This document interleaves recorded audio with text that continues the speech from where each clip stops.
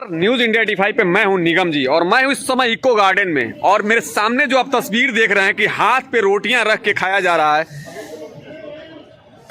ये बच्चे आज संघर्ष के इस मोड़ पे खड़े हो गए हैं। और किसकी वजह से खड़े हुए हैं इसकी पूरी कहानी मैं इनसे जानूंगा। पहले आप देखिए कि पहले तो ये कई सालों तक तैयारी किए, अपने घर से किस परिस्थिति में कैसे कमरे लेकर कैसे गुजारा किए, कोचिंग किया, पढ़ाई किया, और कितने सालों बाद जब एग्ज़ाम आया और एग्ज़ाम दे के ये आश्वस्त हुए कि अब मेरा सिलेक्शन हो जाएगा, तो उसके कुछ ही दिन बाद जो है ये मामला आता है कि पेपर लीक हो गया है। और आज ये कम से कम उत्तर प्रदेश के 50 लाख बच्चे आंदोलनकारी हो गए हैं मात्र 2 दिन के अंदर।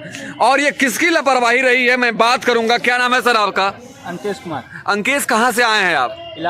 इलाहाबाद से आए हैं। इको गार्डन में प्रोटेस्ट चल रहा है, यहाँ पे आपको बुलाया गया प्रोटेस्ट के लिए। क्या हुआ, क्या खेल हुआ क्या आपके साथ? हमारा पेपर 18 फरवरी को सेकंड शिफ्ट का पेपर था। तो हम जब एग्ज़ाम सेंटर से बाहर निकले तो हमें ये पता लगा कि एग्ज़ाम पेपर हमारा लीक हो गया। हम लोग के 110-12 क्वेश्चन करके आश्वस्त थे कि हमारा हो जाएगा इस बार, लेकिन जब पता चला लीक इस पैमाने पर हुआ है कि 150 रुपये का पेपर बिका है, तो उससे हम लोग का मनोबल टूट गया। तो इसलिए हम लोग सरकार से कहे थे। सरकार तो मानने को तैयार नहीं है कि पेपर लीक हुआ है। तो सरकार मानने को तैयार नहीं तो कैसे उसकी जांच करे ना। तो जो पेपर कहे थे सोशल मीडिया वायरल हो रहे हैं उसकी जांच करे। तो भूखे प्यासे आप आए हुए हैं, हाथ पे रोटी लेके खा रहे हैं। कैसे ये दिन कैसा लग रहा है आपको कि किसकी वजह से ये हो रहा है सब कुछ? सरकार ने एक तो 5 साल बाद फॉर्म निकाला जी। उसके बाद जब फॉर्म निकाला तो उन्होंने इतना जल्दी पेपर लिया बिना कुछ तैयारी के। उन्होंने सोचा, आश्वस्त हो गए कि मतलब हम पूरी तैयारी के साथ पेपर करा लेंगे जी। लेकिन वो करा नहीं पाए। उन्होंने दावा किया कि जो सोशल मीडिया पे कहे थे सभी पेपर फ्लो हो रहे हैं वो इस कहे थे मॉडल पेपर हैं, वो किसी कोचिंग के या किसी छात्र के द्वारा एडिट करके बनाए गए हैं जी। लेकिन अगर कोई छात्र या टीचर बनाता है एडिट करके तो उसमें से 150 में से 150 क्वेश्श्चन थोड़ी ना फंस जाएंगे। 10 क्वेश्चन फंस सकते हैं, 50 क्वेश्चन फंस कहीं से नहीं। इसका पूरा मामला है कि पेपर जो है लीक हुआ है। एकदम श्योर है आप इस पे? एकदम श्योर है। देखिए, ये क्या नाम है आपका?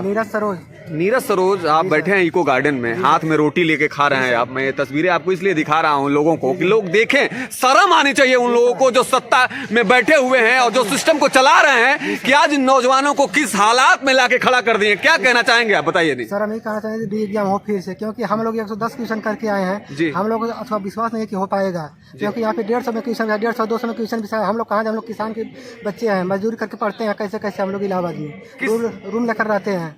क्या तकलीफें सहनी पड़ती है आपको? सर, बहुत तकलीफ है। हमारे पापा जी जो किसानी है, किसान करते हैं। हम लोग कैसे पैसा इकट्ठा करके देते हैं कि आप लोग पढ़िए, आप लोग अथवा करिए, कुछ करिए, कुछ करके दिखाइए। कुछ लोग ऐसे सत्ता में बैठे हैं जिनको कहने पे कि पेपर लीक हुआ है वो मानने को तैयार नहीं है, लेकिन कभी जो है वो इन बच्चों का दर्द नहीं देख रहे हैं। तो क्या कहेंगे आप उन लोगों के लिए?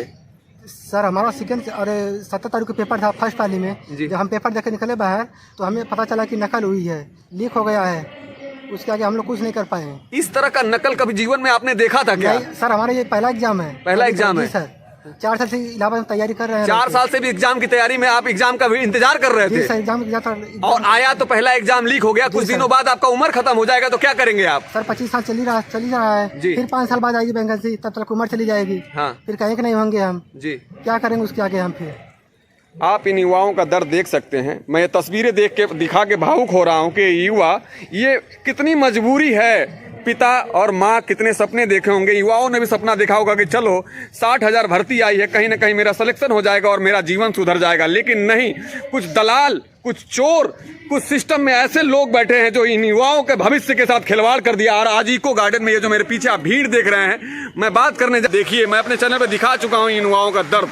क्या नाम है सर आपका? मेरा नाम डॉक्टर सुनील त्रिपाठी है। सुनील त्रिपाठी जी हमारे साथ इको गार्डन में। जी। 60 लाख बच्चों का भविष्य खराब हुआ है, कौन है जिम्मेदार सर, बताइए।